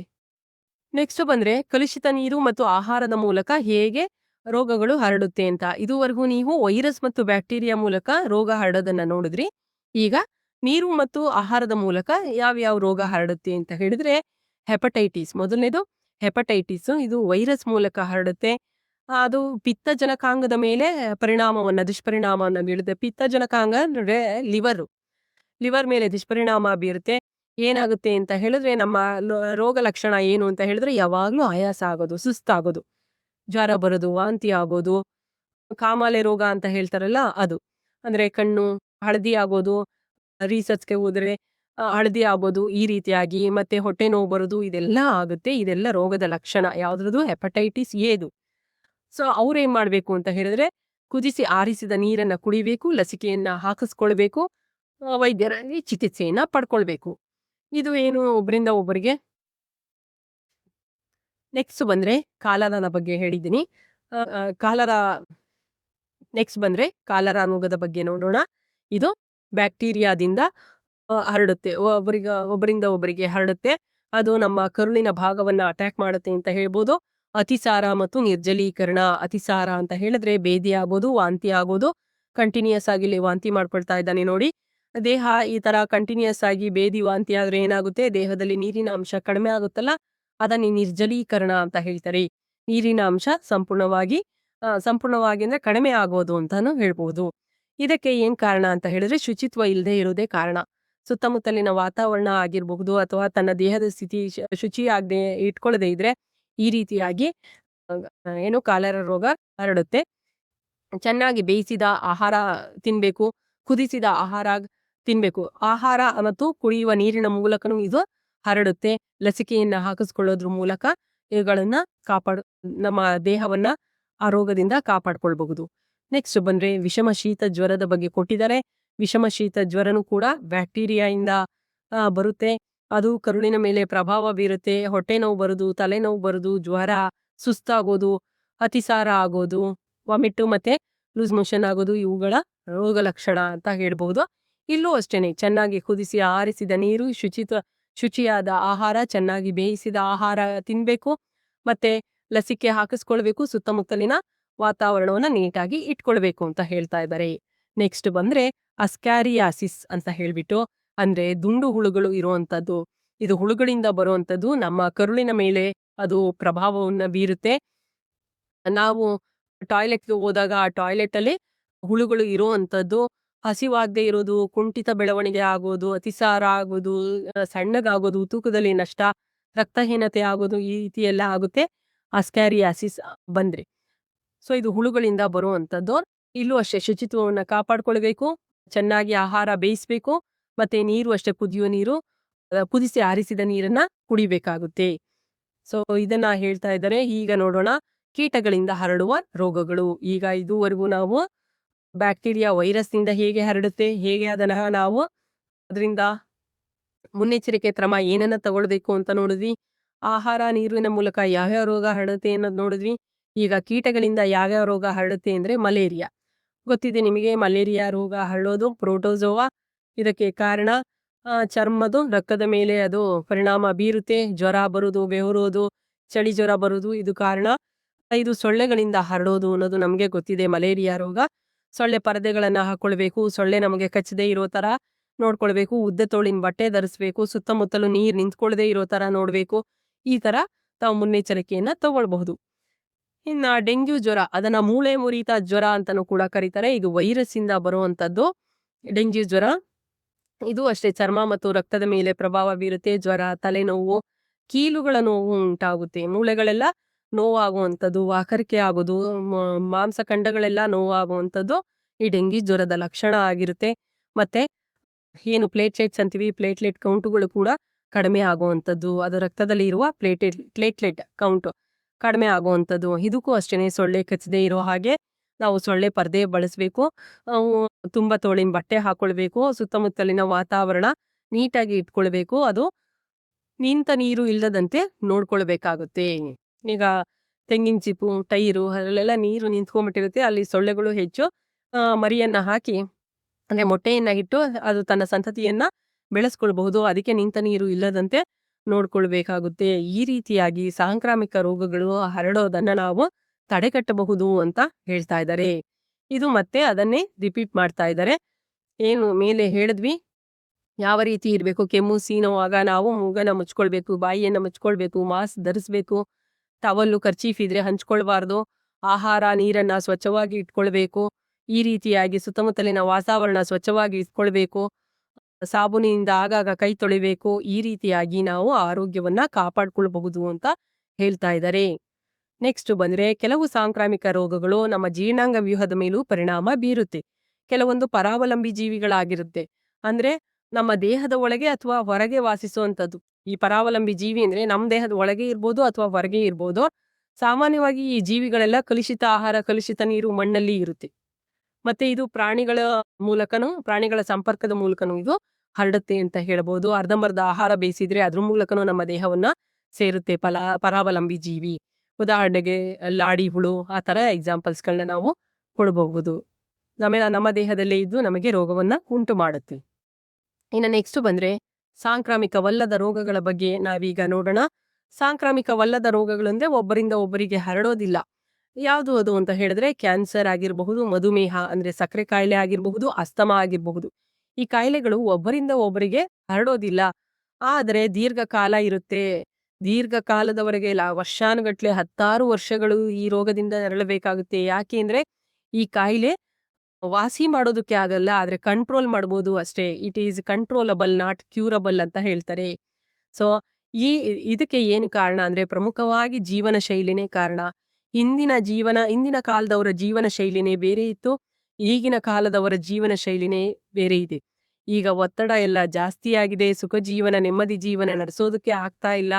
ಪರಿಸರದಲ್ಲಿ ಮಾಲಿನ್ಯ ಇದೆ, ಒಳ್ಳೆಯ ಉತ್ತಮ ಗಾಳಿ, ಉತ್ತಮ ಆಹಾರ ನಮಗೆ ಸಿಗ್ತಾ ಇಲ್ಲ, ಉತ್ತಮವಾದ ಪೋಷಕಾಂಶಗಳು ಕೂಡ ಸಿಗ್ತಾ ಇಲ್ಲ. ಅದಕ್ಕೋಸ್ಕರ ಈ ತರದ ಕಾಯಿಲೆಗಳು ಬಂದಿದೆ. ನೀವು ಆಗಲೇ ಕ್ಲಾಸಲ್ಲಿ ನ್ಯೂನತಾ ಕಾಯಿಲೆಗಳ ಬಗ್ಗೆ, ರಕ್ತಹೀನತೆಯ ಬಗ್ಗೆ, ಗಳಗಂಡ ಕಾಯಿಲೆಯ ಬಗ್ಗೆ ಈಗಾಗಲೇ ಕಲ್ತ್ಕೊಂಡಿದ್ದೀರಾ. ಈಗ ಇಲ್ಲಿ ಒಂದು ಮಗುವಿನ ಚಿತ್ರವನ್ನ ಕೊಟ್ಟಿದ್ದಾರೆ. ನಾನು ಅಯೋಡಿನ್ ಅನ್ನು ಅತಿಯಾದ ಪ್ರಮಾಣದಲ್ಲಿ ಸೇವಿಸಿದರೆ ಏನಾಗುತ್ತದೆ ಅಂತ ಹೇಳ್ತಾ ಇದ್ದಾರೆ. ಅಯೋಡಿನ್ ಅಂತಂದ್ರೆ ಈಗ ಉಪ್ಪಿನಲ್ಲಿ ಅಯೋಡಿನ್ ಅಂಶ ಇದೆ. ಅಯೋಡಿನ್ ಇದ್ರೆ ಗಾಯ್ಟರ್ ರೋಗ, ಗಳಗಂಡ ಅಂತ ಏನ್ ಹೇಳಿದರೆ ಹೈಪರ್ ಥೈರಾಯ್ಡಿಸಮ್ ಎನ್ನುವಂತಹ ಕಾಯಿಲೆ ಬರುತ್ತೆ.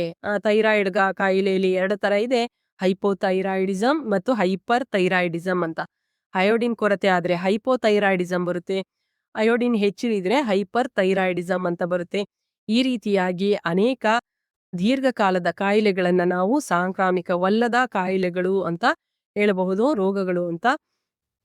ಈಗ ಭಾರತದಲ್ಲೇ ಅತಿ ಹೆಚ್ಚು ಮಧುಮೇಹ ರೋಗಿಗಳು ಹೊಂದಿರುವಂತಹ ದೇಶಗಳಲ್ಲಿ ಒಂದಾಗಿದೆ. ನಮ್ಮ ಭಾರತದಲ್ಲಿ ತುಂಬಾ ಸಕ್ಕರೆ ಕಾಯಿಲೆ ಇರೋರು, ಹಾರ್ಟ್ ಪ್ರಾಬ್ಲಮ್ ಇರೋರು ಹೆಚ್ಚು ಆಗ್ತಾ ಇದ್ದಾರೆ. ಹೆಚ್ಚು ಯಾಕೆ ಅಂದ್ರೆ ಹಿಂದಿನ ಕಾಲದವ್ರ ತರ ವ್ಯಾಯಾಮ ಮಾಡ್ತಾ ಇಲ್ಲ, ಧ್ಯಾನ ಮಾಡ್ತಾ ಇಲ್ಲ. ಈ ರೀತಿಯಾಗಿ ಜಂಕ್ ಫುಡ್ ಜಾಸ್ತಿ ಸೇವಿಸ್ತಾ ಇದ್ದಾರೆ, ಅಧಿಕ ತೂಕ ಮಾಡ್ಕೊಳ್ತಾ ಇದ್ದಾರೆ, ಬೊಜ್ಜು ಜಾಸ್ತಿ ಆಗ್ತಾ ಇದೆ.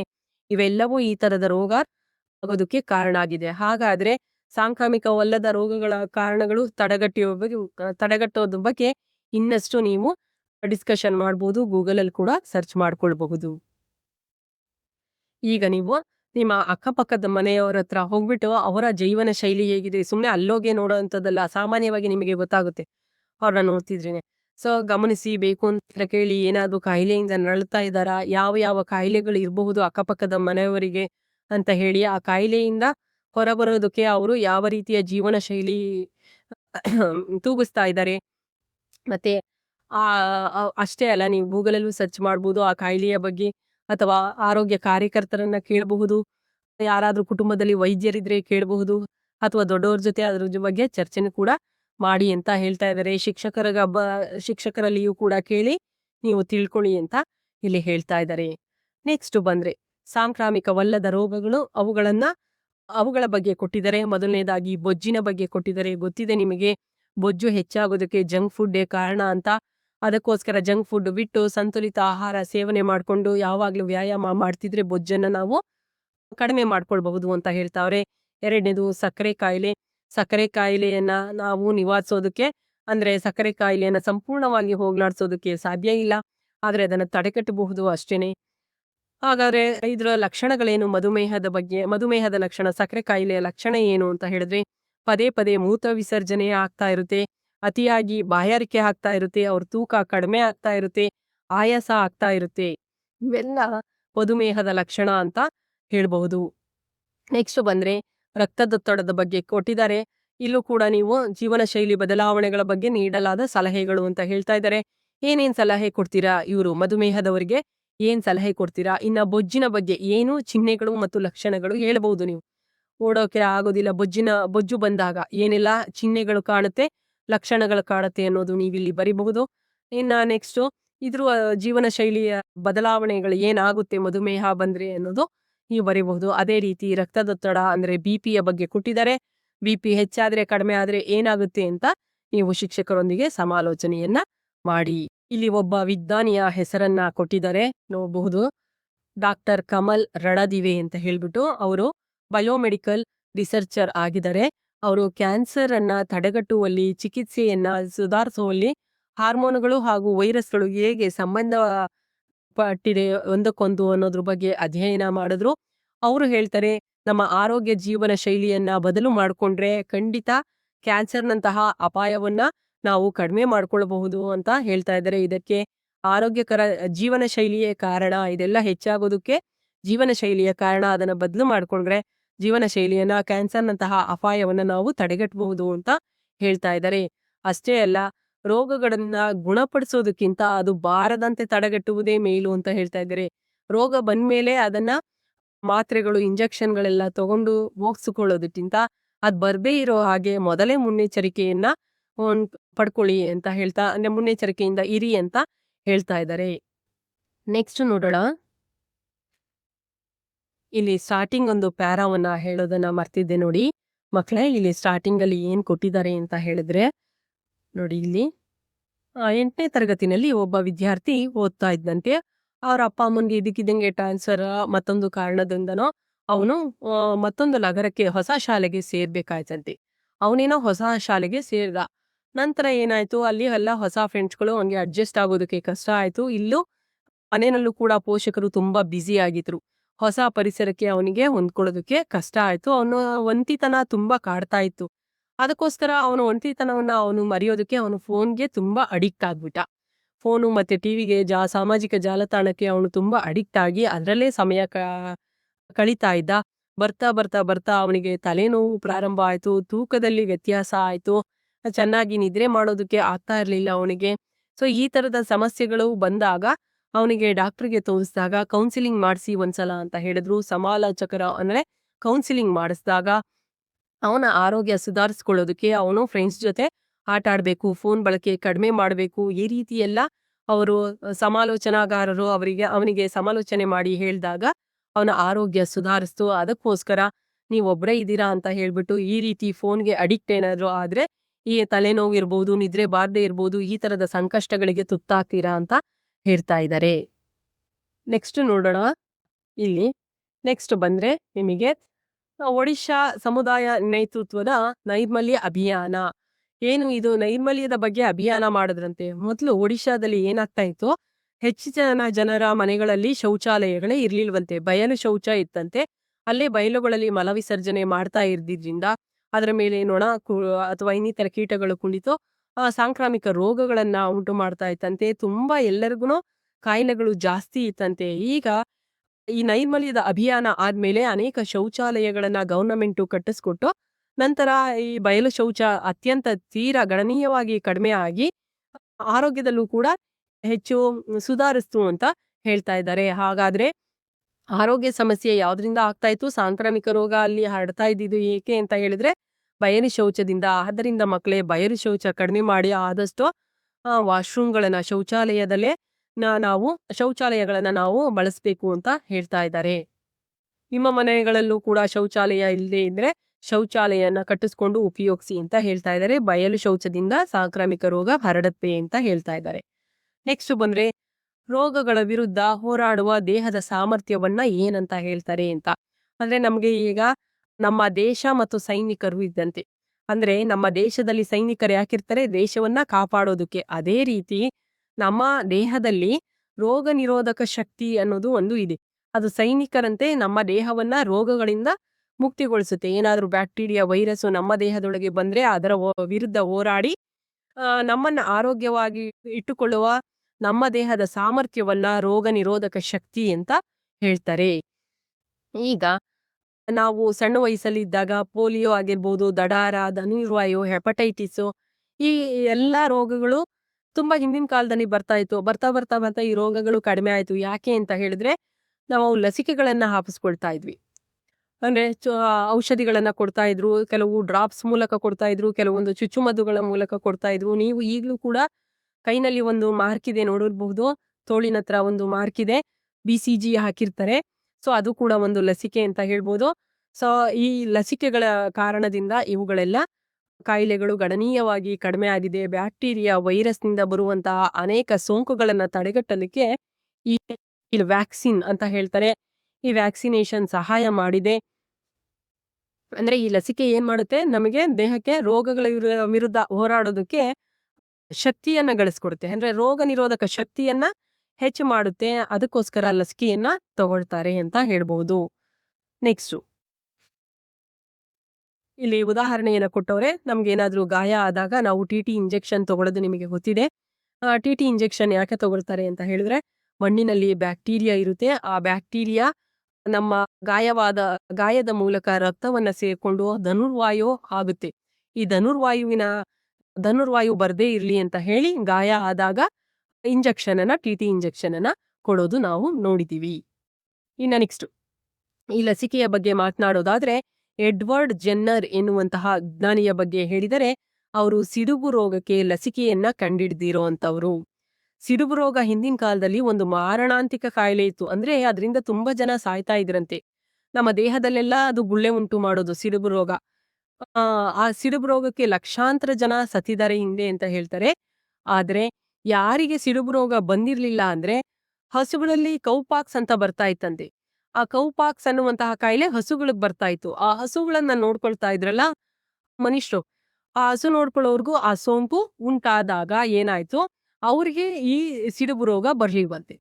ಆ ಕೌಪಾಕ್ಸ್ ಬಂದಂತಹ ಜನರಿಗೆ ಸಿಡುಬು ರೋಗ ಬರ್ಲಿಲ್ಲ. ಆಗ ಎಡ್ವರ್ಡ್ ಜೆನ್ನರ್ ಇದರ ಬಗ್ಗೆ ಸ್ಟಡಿ ಮಾಡಿ ಅವರು ಸಿಡುಬು ರೋಗಕ್ಕೆ ಒಂದು ವ್ಯಾಕ್ಸಿನ್ ನ ಕಂಡಿಡಿದ್ರು ಇದರ ಸಹಾಯದಿಂದ ಅಂತ ಹೇಳ್ತಾ ಇದ್ದಾರೆ. ಅಂದ್ರೆ ಏನು ಅಂತ ಹೇಳಿದ್ರೆ, ಒಬ್ಬ ವ್ಯಕ್ತಿಗೆ ಕೌಪಾಕ್ಸ್ ಬಂದಿದೆ ಅಂತ ತಿಳ್ಕೊಳ್ಳಿ. ಆ ಕೌಪಾಕ್ಸ್ ಒಳಗಡೆ ಏನು ಕೀವು ಅಂತ ನಾವೇನ್ ಹೇಳ್ತೀವಿ, ಆ ಕೀವಿನಲ್ಲಿ ಆ ರೋಗ ನಿರೋಧಕ ಶಕ್ತಿ ಇತ್ತಂತೆ. ಅಂದ್ರೆ ಸಿಡುಬು ರೋಗವನ್ನ ವಾಸಿ ಮಾಡುವ ಶಕ್ತಿ ಇತ್ತಂತೆ. ಯಾರಿಗೆ ಸೋಂಕು ಇದೆ, ಸಿಡುಬು ರೋಗ ಇದೆ, ಅವರಿಗೆ ಕೌಪಾಕ್ಸ್ ನ ಒಳಗಡೆ ಕೀವು ಇತ್ತಲ್ಲ ಅದನ್ನ ತಗೊಂಡು ಇಂಜೆಕ್ಟ್ ಮಾಡಿ ನೋಡಿದಾಗ ಅವನಿಗೆ ಬೇಗ ಕಾಯಿಲೆ ವಾಸಿ ಆಯ್ತಂತೆ. ಅವನು ಸಾವಿಗೆ ತುತ್ತಾಗ್ಲಿಲ್ವಂತೆ. ಈ ರೀತಿ ಕಂಡು ಹಿಡಿದಿದ್ದಾರೆ ಇವರು ಸಿಡುಬು ರೋಗಕ್ಕೆ ಲಸಿಕೆಯನ್ನ ಎಡ್ವರ್ಡ್ ಜೆನ್ನರ್ ಅವರು ಕಂಡಿಡ್ದಿದ್ದಾರೆ. ಅವರನ್ನ ಲಸಿಕಾಧಿಕಾರಿಗಳು ಅಥವಾ ಟೀಕೆದಾರರು ಅಂತ ಕರೀತಾರಂತೆ. ನೆಕ್ಸ್ಟ್ ನೋಡೋಣ, ಇಲ್ಲಿ ಕೊಟ್ಟಿದ್ದಾರೆ ನೋಡಿ ಕೌಪಾಕ್ಸ್ ಬಗ್ಗೆ. ಅಂದ್ರೆ ಹಸುಗಳಿಗೆ ಬರುವಂತದ್ದು. ಸೊ ಯಾರಿಗೆ ಕೌಪಾಕ್ಸ್ ಬಂದಿತ್ತೋ ಅವರ ಆ ದ್ರವವನ್ನ ಗುಳ್ಳೆ ಇತ್ತಲ್ಲ, ಆ ಗುಳ್ಳೆಯ ಒಳಗಡೆ ಇದ್ದಂತಹ ದದ್ದು ಒಳಗಡೆ ಇರುವಂತಹ ಆ ದ್ರವವನ್ನ ತಗೊಂಡು ಬೇರೆಯವರಿಗೆ ಇಂಜೆಕ್ಟ್ ಮಾಡಿರೋದು. ಸಿಡುಬು ರೋಗ ಬಂದವ್ರಿಗೆ ಇಂಜೆಕ್ಟ್ ಮಾಡಿ, ಬಂದಿಲ್ಲ ಇವರಿಗೆ, ಕಡಿಮೆ ಆಗಿದೆ ರೋಗ ಅಂತ ಈ ಮೂಲಕ ಅವರು ಕಂಡಿಡ್ದಿದ್ದಾರೆ ಲಸಿಕೆಯನ್ನ ಅಂತ ಹೇಳ್ತಾ ಇದ್ದಾರೆ.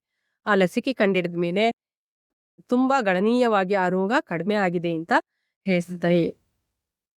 ಈಗ ಶಿಶುಗಳಿಗೆ ಏನಾದ್ರು ಅಂದ್ರೆ, ಶಿಶುಗಳು ಅಂತಂದ್ರೆ ಆಗ ತಾನೇ ಹುಟ್ಟಿದ ಮಕ್ಕಳು, ಸಣ್ಣ ಮಕ್ಕಳು ಅಂತ ಹೇಳ್ಬೋದು. ಸಣ್ಣ ಮಕ್ಕಳಿಂದ ಹಿಡಿದು ದೊಡ್ಡವ್ರಿಗೆಲ್ಲ ಏನೋ ಆಂಟಿಬಯೋಟಿಕ್ಸ್ ಕೊಡೋದನ್ನ ನಾವು ನೋಡಿದೀವಿ. ಈ ಆಂಟಿಬಯೋಟಿಕ್ಸ್ ಸ್ಟಾರ್ಟಿಂಗ್ ಎಲ್ಲ ಕೆಲಸ ಮಾಡುತ್ತೆ. ಆದ್ರೆ ಬರ್ತಾ ಬರ್ತಾ ಬರ್ತಾ ಪ್ರತಿಜೈವಿಕ ಪ್ರತಿರೋಧ ಅಂತ ಹೇಳ್ತಾರೆ. ಆಂಟಿಬಯೋಟಿಕ್ ಕೊಡೋದ್ರಿಂದ ಬೇಗ ಕಾಯಿಲೆ ವಾಸಿ ಆಗುತ್ತೆ. ಆದ್ರೆ ಬರ್ತಾ ಬರ್ತಾ ಏನಾದ್ರೂ ಆಂಟಿಬಯೋಟಿಕ್ಸ್ ನ ಯಾವಾಗ್ಲೂ ನಾವು ತೆಗೆದುಕೊಳ್ತಾ ಇದ್ರೆ ರೋಗ ನಿರೋಧಕ ಶಕ್ತಿ ತುಂಬಾ ಕಡಿಮೆ ಆಗುತ್ತೆ. ಮತ್ತೆ ಆ ಇಂಜೆಕ್ಷನ್ ಅಥವಾ ಮಾತ್ರೆ ಕೂಡ ಇದಾಗೋದಿಲ್ಲ, ವರ್ಕ್ ಆಗೋದಿಲ್ಲ. ಅದರ ಪವರು, ಡೋಸೇಜ್ ಜಾಸ್ತಿ ಮಾಡ್ಕೊಳ್ತಾ ಬರ್ಬೇಕಾಗುತ್ತೆ ಅನ್ನೋದ್ರ ಬಗ್ಗೆ ಇಲ್ಲಿ ಎಕ್ಸ್ಪ್ಲೈನ್ ಮಾಡಿದ್ದಾರೆ.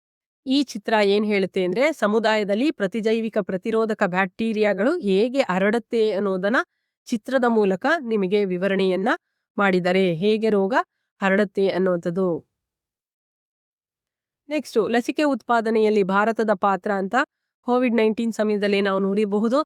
ಭಾರತೀಯ ಲಸಿಕೆ ಕಂಪನಿಗಳು ಅನೇಕ ಕೋವಿಡ್ ಬಂದಾಗ ಲಸಿಕೆಯನ್ನ ತಯಾರಿಸಿತ್ತು. ಆರೋಗ್ಯ ಸುಧಾರಣೆಯಲ್ಲಿ ಸ್ವಲ್ಪ ಪ್ರಮುಖ ಪಾತ್ರವನ್ನ ವಹಿಸಿತ್ತು ಅಂತ 200 ಕೋಟಿಗೂ ಹೆಚ್ಚು ವ್ಯಾಕ್ಸಿನೇಷನ್ ಭಾರತ ಕೊಡುಗೆಯಾಗಿ ಕೊಟ್ಟಿದೆ ಅಂತ ಹೇಳ್ಬಹುದು ಅಂತ ಹೇಳ್ತಾ ಇದ್ದಾರೆ ಇದರಲ್ಲಿ. ನೆಕ್ಸ್ಟ್ ಬಂದ್ರೆ, ಬ್ಯಾಕ್ಟೀರಿಯಾವು ಪ್ರತಿಜೈವಿಕಗಳಿಗೆ ಹೇಗೆ ಪ್ರತಿರೋಧಕವಾಗಿದೆ ಅಂತ ಹೇಳ್ತಾ ಇದ್ದಾರೆ. ಈಗ ನಾವು ಆಂಟಿಬಯೋಟಿಕ್‌ನ ತಗೊಂಡು ಸ್ಟಾರ್ಟಿಂಗ್ ಏನಾಗುತ್ತೆ ಆಂಟಿಬಯೋಟಿಕ್ ತಗೊಂಡ್ರೆ ಕಾಯಿಲೆ ಬೇಗ ವಾಸಿ ಆಗುತ್ತೆ. ಬರ್ತಾ ಏನಾಗುತ್ತೆ ಆಂಟಿಬಯೋಟಿಕ್ ತಗೊಂಡ್ರೂ ಕೂಡ ಕಾಯಿಲೆ ವಾಸಿ ಆಗೋದಿಲ್ಲ. ಇನ್ನಷ್ಟು ಹೆಚ್ಚು ಉಲ್ಬಣ ಆಗುತ್ತೆ. ಆಗ ಮತ್ತೆ ಬೇರೆ ಟ್ಯಾಬ್ಲೆಟ್ಸ್ ಎಲ್ಲ ಆಂಟಿಬಯೋಟಿಕ್ಸ್ ಎಲ್ಲ ಚೇಂಜ್ ಮಾಡ್ತಾರೆ. ಯಾಕೆ ಅಂತ ನೋಡಿ ಇಲ್ಲಿ ಚೆನ್ನಾಗಿ ಚಿತ್ರದ ಮೂಲಕ ಕೊಟ್ಟಿದ್ದಾರೆ ನೋಡಿ. ನೋಡಿ ಇಲ್ಲಿ ಕೆಲವೊಂದು ಸೂಕ್ಷ್ಮ ಜೀವಿಗಳಿದೆ. ಕೆಲವು ಸೂಕ್ಷ್ಮ ಜೀವಿಗಳು ಪ್ರತಿಜೈವಿಕಗಳಿಗೆ ಪ್ರತಿರೋಧವನ್ನ ಬೆಳೆಸ್ಕೊಳ್ಳುತ್ತೆ ಅಂತ ಹೇಳಿ. ನೋಡಿ ಇಲ್ಲಿ ಉತ್ತಮವಾದ ಬ್ಯಾಕ್ಟೀರಿಯಾಗಳಿವೆ. ನಮಗೆ ನಮ್ಮ ದೇಹಕ್ಕೆ ಸಹಾಯ ಮಾಡುವಂತಹ ಬ್ಯಾಕ್ಟೀರಿಯಾಗಳು ಇದೆ. ಇದು ಇಲ್ಲಿ ರೆಡ್ ಕಲರ್ ಕೊಟ್ಟಿದಾರಲ್ಲ ಇದು ನಮಗೆ ಹಾನಿಕಾರಕ ಬ್ಯಾಕ್ಟೀರಿಯಾ. ಇದನ್ನ ಕೊಲ್ಬೇಕು. ಯಾವುದು ನಾವು ತಗೊಂಡ ಆಂಟಿಬಯೋಟಿಕ್ ಪ್ರತಿಜೈವಿಕ ಅಂದ್ರೆ ಆಂಟಿಬಯೋಟಿಕ್. ಈ ರೆಡ್ ಕಲರ್ ಇದೆಯಲ್ಲ ಇದನ್ನ ಮಾತ್ರ ಅಂದ್ರೆ ಎಕ್ಸಾಂಪಲ್ ಕೊಟ್ಟಿರೋದು ಈ ಬ್ಯಾಕ್ಟೀರಿಯಾ ಎಲ್ಲ ಕೊಲ್ಬೇಕು. ಈ ಗ್ರೀನ್ ಕಲರ್ ಅಲ್ಲಿರೋದು ನಮ್ಮ ದೇಹದಲ್ಲಿರುವ ಬ್ಯಾಕ್ಟೀರಿಯಾ ಆದ್ರೆ ನಮಗೆ ಸಹಾಯ ಮಾಡುವ ಬ್ಯಾಕ್ಟೀರಿಯಾಗಳು. ಈ ಪ್ರತಿಜೈವಿಕ ಆಂಟಿಬಯೋಟಿಕ್ ನಾವು ತಗೊಂಡಾಗ ಏನಾಗುತ್ತೆ ಅಂತ ಹೇಳಿದ್ರೆ ಈ ಬ್ಯಾಕ್ಟೀರಿಯಾನ ಕೊಲ್ಲುತ್ತೆ. ಕೊಲ್ಲದೆ ಇರೋದಿಲ್ಲ. ನಮಗೆ ಸೋಂಕು ಉಂಟು ಮಾಡುತ್ತಲ್ಲ ಆ ಬ್ಯಾಕ್ಟೀರಿಯಾನ ಕೊಲ್ಲುತ್ತೆ. ಸೋಂಕು ಉಂಟು ಮಾಡೋ ಬ್ಯಾಕ್ಟೀರಿಯಾನ ಆದ್ರೆ ಎಲ್ಲವನ್ನೂ ಕೊಲ್ಲಲ್ಲ. ಅದ್ರ ಜೊತೆಗೆ ನಮ್ಮ ದೇಹದಲ್ಲಿ ಇರುವ ಉತ್ತಮವಾದ ನಮ್ಮ ದೇಹವನ್ನ ಸೋಂಕಿನಿಂದ ರಕ್ಷಿಸುವ ಉತ್ತಮ ಬ್ಯಾಕ್ಟೀರಿಯಾನು ಕೊಂದುಬಿಡುತ್ತೆ. ಇಲ್ಲಿ ತೋರಿಸ್ತಾ ಇದ್ದಾರೆ ನೋಡಿ. ಉತ್ತಮ ಬ್ಯಾಕ್ಟೀರಿಯಾನು ಕೊಲ್ಲುತ್ತೆ. ಈ ರೀತಿಯಾಗಿ ನಮ್ಮ ದೇಹದಲ್ಲಿರುವ ಉತ್ತಮ ಬ್ಯಾಕ್ಟೀರಿಯಾನ ಕೊಂದಾಗ ಇವುಗಳು ಏನಾಯ್ತು ಇವುಗಳ ಸಂತತಿ ಜಾಸ್ತಿ ಆಯ್ತು. ನಮಗೆ ರೋಗಕಾರಕ ನೀಡ್ತಾ ಇದೆಯಲ್ಲ ಸಾಂಕ್ರಾಮಿಕ ರೋಗ ಇನ್ನಿತರ ರೋಗಗಳನ್ನ ನೀಡ್ತಾ ಇದೆಯಲ್ಲ ಆ ಬ್ಯಾಕ್ಟೀರಿಯಾದ ಸಂಖ್ಯೆ ಜಾಸ್ತಿ ಆಯ್ತು ನೋಡಿ. ಇದನ್ನ ಕೊಲ್ಲೋ ಬದಲು ಈ ತರದ ರೆಡ್ ಕಲರ್ದು ಈ ಆಂಟಿಬಯೋಟಿಕ್ ತಗೊಂಡಾಗ ಕೆಲವೊಮ್ಮೆ ಏನಾಗುತ್ತೆ ಈ ನಮ್ಮ ನಮ್ಮ ರೋಗಕ್ಕೆ ಕಾರಣವಾದ ಬ್ಯಾಕ್ಟೀರಿಯಾ ಕೊಲ್ಲೋ ಬದಲು ನಮ್ಮ ದೇಹದಲ್ಲಿ ಇರುವಂತಹ ಬ್ಯಾಕ್ಟೀರಿಯಾನೇ ಕೊಂದಿದೆ. ಅದ್ರ ಜೊತೆಗೆ ಕೊಂದಿರುವಂಥದ್ದು. ಆಗ ಏನಾಗುತ್ತೆ ಇವುಗಳ ಸಂಖ್ಯೆ ಜಾಸ್ತಿಯಾಗಿ ಕಾಯಿಲೆ ಮತ್ತಷ್ಟು ಉಲ್ಬಣ ಆಗುತ್ತೆ. ಮತ್ತೆ ಈ ಬ್ಯಾಕ್ಟೀರಿಯಾಗಳು ಪ್ರತಿರೋಧವನ್ನ ಈ ರೀತಿಯಾಗಿ ಒಡ್ಡುತ್ತೆ ಅಂತ ಹೇಳಿ ಮತ್ತಷ್ಟು ಇನ್ನಷ್ಟು ಸಮಸ್ಯೆಯನ್ನ ಉಂಟು ಮಾಡುತ್ತೆ ನಮ್ಮ ದೇಹದಲ್ಲಿ ಅಂತ ಹೇಳ್ತಾ ಇದ್ದಾರೆ. ಇಲ್ಲಿ ಕೊಟ್ಟಿದ್ದಾರೆ ನನ್ನ ತಾಯಿಗೆ ಪ್ರತಿಜೈವಿಕದ ಅಗತ್ಯವಿದೆ ಅಂದ್ರೆ ಆಂಟಿಬಯೋಟಿಕ್ಸ್ ಅಗತ್ಯ ಇದೆ, ಗಂಟು ನೋವು ಜ್ವರ ಇದೆ ಅಂತ ಕೇಳ್ತಾ ಇದ್ದಾನೆ. ನೀವು ವೈದ್ಯಾದೇಶವನ್ನು ಅಗತ್ಯವಾಗಿ ಪಡಿಬೇಕು ಅಂತ ಹೇಳ್ತಾವೆ. ಅಂದ್ರೆ ಚೀಟಿ ತರಬೇಕು ಡಾಕ್ಟರ್ ಹತ್ರ, ಹಾಗೆ ಆಂಟಿಬಯೋಟಿಕ್ ಕೊಡಕ್ಕಾಗೋದಿಲ್ಲ ಅಂತ ಹೇಳ್ತಾ ಇರುವಂತದ್ದು. ಅಂದ್ರೆ ಆಂಟಿಬಯೋಟಿಕ್ ಅನ್ನೋದು ನಾವು ಡಾಕ್ಟರ್ನ ಕನ್ಸಲ್ಟ್ ಮಾಡದೆ ನಾವೇ ತಗೊಳ್ಬಾರ್ದು. ಎಷ್ಟು ಡೋಸ್ ತಗೋಬೇಕು, ಎಷ್ಟು ದಿನ ತಗೊಳ್ಬೇಕು ಅಂತ ನಾವು ಅದನ್ನ ನೋಡ್ಕೊಂಡಿರ್ಬೇಕಾಗುತ್ತೆ. ನೆಕ್ಸ್ಟ್ ನಿಮ್ಮ ಜಾನುವಾರುಗಳಿಗೆ ಪ್ರತಿಜೈವಿಕಗಳನ್ನು ನೀಡುತ್ತಿದ್ದೀರಾ ಅಂತ ಹೇಳ್ತಾವ್ರೆ. ಆಂಟಿಬಯೋಟಿಕ್ಸ್ನ ಕೊಡ್ಸಿದ್ದೀರಾ ನಿಮ್ಮ ಜಾನುವಾರುಗಳಿಗೆ ಅಂತ. ಇಲ್ಲ ನಾನು ಯಾವುದೇ ಪ್ರತಿಜೈವಿಕ ಬಳಸ್ತಾ ಇಲ್ಲ ಅಂತ ಹೇಳ್ತಾ ಇದ್ದಾರೆ. ನೆಕ್ಸ್ಟ್ ಬೇಡ ನಿಮ್ಮ ಜಾನುವಾರುಗಳಿಗೆ ಪ್ರತಿಜೈವಿಕ ಚುಚ್ಚುಮದ್ದನ್ನ ನೀಡಬೇಡ್ರಿ ಅಂತ ಹೇಳ್ತಾ ಇದ್ದಾರೆ. ಯಾಕೆ ಅಂತ ಹೇಳಿದ್ರೆ ಇಲ್ಲದಿದ್ರೆ ಇದು ಪ್ರತಿಜೈವಿಕ ಪ್ರತಿರೋಧವನ್ನು ಅಭಿವೃದ್ಧಿ ಪಡಿಸಿಕೊಳ್ಳುತ್ತದೆ ಅಂತ. ಅಂದ್ರೆ ಆಂಟಿಬಯೋಟಿಕ್ಸ್ನೇ ಯಾವಾಗಲೂ ಕೊಡ್ತಾ ಇದ್ರೆ ನಮ್ಮ ಇಮ್ಯುನಿಟಿ ಪವರ್ ಏನಾಗುತ್ತೆ, ನಮ್ಮ ದೇಹದ ರೋಗ ನಿರೋಧಕ ಶಕ್ತಿ ಕಡಿಮೆ ಆಗ್ತಾ ಬಂದ್ಬಿಡುತ್ತೆ. ಅದು ಕೆಲಸ ಮಾಡಲ್ಲ. ರೋಗ ನಿರೋಧಕ ಶಕ್ತಿ ಹೆಚ್ಚಾಗ್ಬೇಕು ಅಂದ್ರೆ ಯಾವಾಗ್ಲೂ ಜಾಸ್ತಿ ಆಂಟಿಬಯೋಟಿಕ್ ಕೊಡಿಸ್ಬಾರ್ದು. ನಮ್ಮ ದೇಹದಲ್ಲೇ ರೋಗ ನಿರೋಧಕ ಶಕ್ತಿ ಹೆಚ್ಚು ಮಾಡ್ಕೊಂಡು ಕಾಯಿಲೆ ವಾಸಿ ಮಾಡೋ ಹಾಗೆ ಮಾಡ್ಬೇಕು ಅಂತ ಹೇಳ್ತಾ ಇದ್ದಾರೆ. ಯಾವಾಗ್ಲೂ ಎಲ್ಲ ಸಣ್ಣ ಪುಟ್ಟ ಇದಕ್ಕೂ ನಾವು ಆಂಟಿಬಯೋಟಿಕ್ಸ್ ತಗೋಬಾರ್ದು ಅಂತ ಹೇಳ್ತಾವ್ರೆ. ವೈದ್ಯರ ಚೀಟಿ ಇಲ್ದೇನು ಕೂಡ ತಗೋಬಾರ್ದು ಅಂತ ಹೇಳ್ತಾ ಇದ್ದಾರೆ. ನೆಕ್ಸ್ಟ್ ಬಂದ್ರೆ ಇಲ್ಲಿ ಚಿತ್ರದಲ್ಲಿ ಒಬ್ಬ ವಿಜ್ಞಾನಿಯ ಹೆಸರನ್ನ ಕೊಟ್ಟಿದ್ದಾರೆ. ಮಹಾರಾಜ್ ಕಿಶನ್ ಭಾನ್ ಅಂತ ಹೇಳ್ಬಿಟ್ಟು ಅವರು ಕೂಡ ಭಾರತದ ಪ್ರಸಿದ್ಧ ವೈದ್ಯ ವಿಜ್ಞಾನಿ ಆಗಿದ್ರಂತೆ. ಜೈವಿಕ ತಂತ್ರಜ್ಞಾನದ ಇಲಾಖೆಯಲ್ಲಿ ಅವರು ಕಾರ್ಯನಿರ್ವಹಿಸಿದ್ರು. ರೋಟಾ ವೈರಸ್ ಅಂದ್ರೆ ಅತಿಸಾರದಿಂದ ಮಕ್ಕಳನ್ನ ರಕ್ಷಿಸುವಂತಹ ಲಸಿಕೆ. ಅದು ರೋಟಾ ವೈರಸ್ ಅನ್ನೋದು ಲಸಿಕೆ. ವಾಂತಿ ಭೇದಿ ಮಕ್ಕಳಲ್ಲಿ ಜಾಸ್ತಿ ಆಗುತ್ತಲ್ಲ ಅದು ಆಗದೆ ಇರೋ ಹಾಗೆ ತಡೆಗಟ್ಟುವ ಲಸಿಕೆ ರೋಟಾ ವೈರಸ್ ಲಸಿಕೆ ಅಂತ ಹೇಳ್ಬಿಟ್ಟು ಅದನ್ನ ಅವರು ಕಂಡುಹಿಡಿಯುವಲ್ಲಿ ಅಭಿವೃದ್ಧಿ ಪಡಿಸುವಲ್ಲಿ ಪ್ರಮುಖ ಪಾತ್ರ ವಹಿಸಿದ್ದಾರೆ ಅಂತ ಹೇಳ್ತಾ ಇದ್ದಾರೆ. ನೆಕ್ಸ್ಟ್ ಬಂದ್ರೆ ಅವರು ಹೇಳ್ತಾ ಇದ್ದಾರೆ ರೋಗಗಳಿಗೆ ನಾವು ಚಿಕಿತ್ಸೆಯನ್ನ ತೆಗೆದುಕೊಳ್ಬೇಕು. ಏನಾದ್ರೂ ಕಾಯಿಲೆ ಬಂದ್ರೆ ನಾವು ಡಾಕ್ಟರ್ಸ್ ಹೋಗಿ ಚಿಕಿತ್ಸೆಯನ್ನ ತಗೊಳ್ಬೇಕು ಅಂತ ಹೇಳ್ತಾ ಇದ್ದಾರೆ. ಡಾಕ್ಟ್ರು ನಮ್ಮ ಕಾಯಿಲೆಯ ಇದು ಎಷ್ಟಿದೆ ಅಂತ ನೋಡಿ ಅವರು ಪ್ರತಿಜೈವಿಕಗಳ ಔಷಧಿಗಳನ್ನ ಕೊಡ್ತಾರೆ. ನಾವೇ ತಗೊಳ್ಬಾರ್ದು ಅಂತ ಇಲ್ಲಿ ಹೇಳ್ತಾ ಇದ್ದಾರೆ. ಬ್ಯಾಕ್ಟೀರಿಯಾದ ಸೋಂಕು ಇದ್ರೆ ನಾವು ಪೆನ್ಸಿಲಿನ್ ಇಂಜೆಕ್ಷನ್ ತಗೊಳ್ತೀವಿ, ಗೊತ್ತಿದೆ. ಸೊ ಪೆನ್ಸಿಲಿನ್ ಇಂಜೆಕ್ಷನ್ ಅನ್ನೋದು ಕೇವಲ ಬ್ಯಾಕ್ಟೀರಿಯಾ ಇಂದ ಬಂದಂತಹ ಕಾಯಿಲೆಗಳು. ಯಾವುದೇ ಕಾಯಿಲೆ ಬ್ಯಾಕ್ಟೀರಿಯಾ ಇಂದ ಬಂದ್ರೆ ಪೆನ್ಸಿಲಿನ್ ಇಂಜೆಕ್ಷನ್ ತಗೊಂಡ್ರೆ ಗುಣಪಡಿಸ್ಬೋದು. ಆದ್ರೆ ವೈರಸ್ ಇಂದ ಏನಾದ್ರೂ ಆ ಕಾಯಿಲೆ ಬಂದ್ರೆ ಗುಣಪಡಿಸೋದಕ್ಕೆ ಆಗಲ್ಲ. ಈಗ ಫಾರ್ ಎಕ್ಸಾಂಪಲ್ ಒಂದು ಇಂಜೆಕ್ಷನ್ ಕೊಟ್ಟು ಡಾಕ್ಟ್ರು 2 ದಿನ ಬಿಟ್ಟು ಬನ್ನಿ ಕಾಯಿಲೆ ವಾಸಿ ಆಗದೆ ಇದ್ರೆ ಅಂತ ಹೇಳ್ತಾರೆ, ನಿಮಗೆ ಗೊತ್ತಿದೆ.